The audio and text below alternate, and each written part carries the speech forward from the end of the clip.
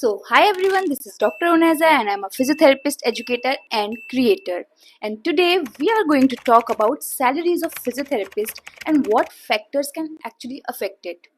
So basically this is I think one of the most asked question in my DMs on Instagram, on my YouTube comment section. Lots of students have been asking about it since a very long time. So I decided that I'll just break it down one by one so that you get a better insight into it. Physiotherapy is not a very well known, and yet it's a developing profession. It's not well established. Only this year we got our council, which is a central body that represents us in center as a government. Otherwise earlier there was no say of us. There was no representing person or power that was there in the government. So anybody, any profession was just taking decisions for us, calling us names, saying anything, which was not at all acceptable. But we had believed, I have believed that it's going to change because it was supposed to change. It cannot continue like that. So now we are becoming an established profession. We are recognized by government and we are now doctors with suffix PT. So definitely things are going to change more, but it will take a little bit more of a time, we can say. So these things which I feel personally, these are my opinion, that actually works, that actually affects the earning of physiotherapists. And I feel there are five major factors. I will tell you what are they and then we'll break it down one by one. So number one is your location or city where you work. Number two is your sector in which you work. Number three is your qualification, your background, which college you have studied in. Number four is your soft skills, your patient handling skills. Number five is your mindset, and that is if it is progressive mindset, you are ready to explore and be creative in the field. So if you're working in metro cities like Bangalore, Mumbai and Delhi, definitely you will earn a little more than compared to other cities. In peripheral area there are still people who are very unaware about this physiotherapy field. They're getting to know it, yet there are very less paying jobs in those areas for physiotherapists.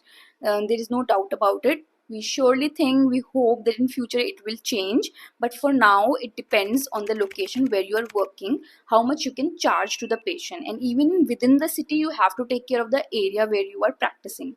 A low socioeconomic area you cannot charge so much for a consultation fee, or even for that matter a home visit.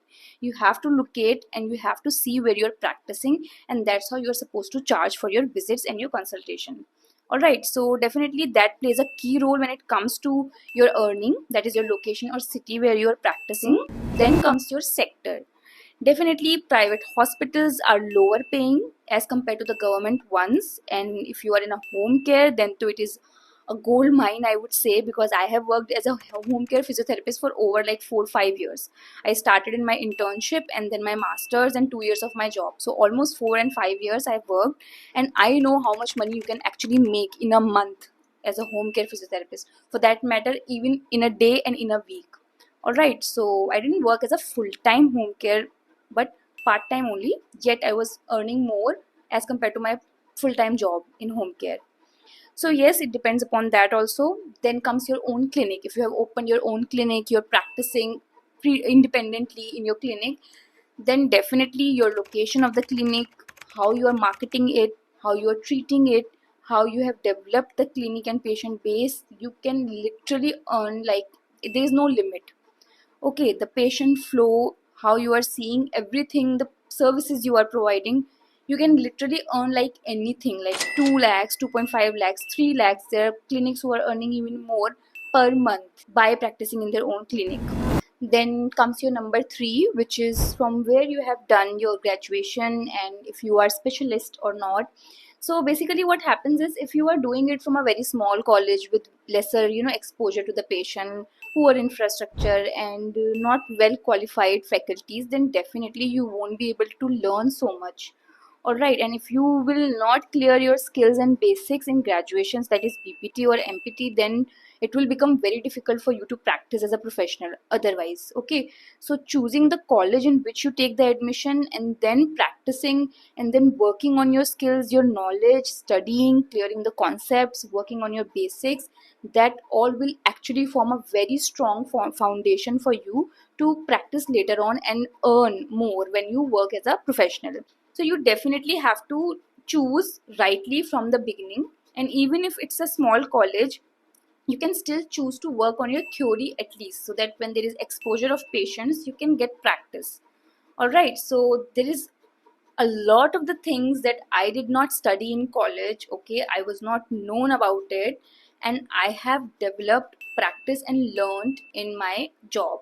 Okay, that was about the third thing that affects your earning as a physiotherapist. Then come the fourth one, which is your soft skill and your patient handling. All right, it largely makes your patient load, it will bring more patients, it will gain the confidence, it will build a repo around in the market for you. Not only this, I always say this, that you also need to participate in extracurricular activities as well as go on trips and everything, because your personality needs to be built.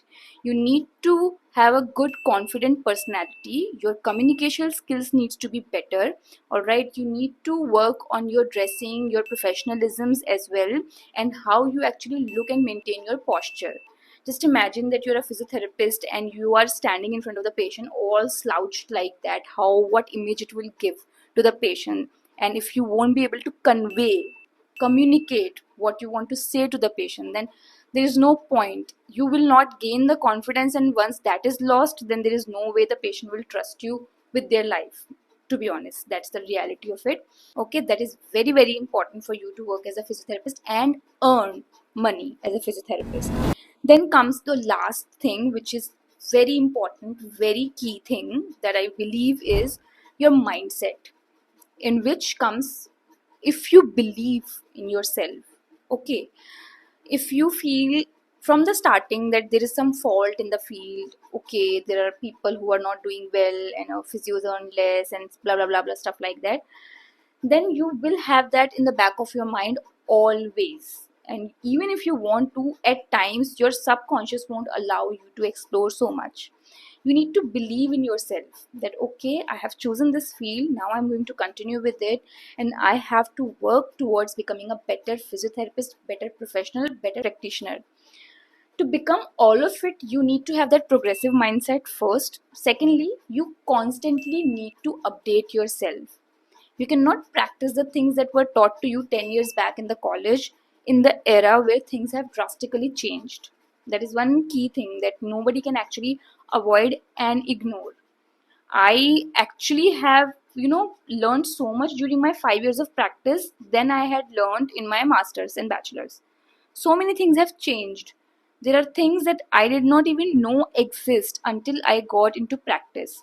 And that's because I have a habit of, learning and reading papers, and since I teach also, so that all also keep on coming because I get exposed to new papers, what's going on in the research, evidence based practice, all of it. So you need to know and be aware about the recent practices and recent guidelines. That also comes in your mindset, because if you will not, if you'll just be like okay, whatever I've studied, now I'll practice it and just continue, it's not going to happen. You need to understand what's going on in the world recently, and you need to actually have a creative mindset as well.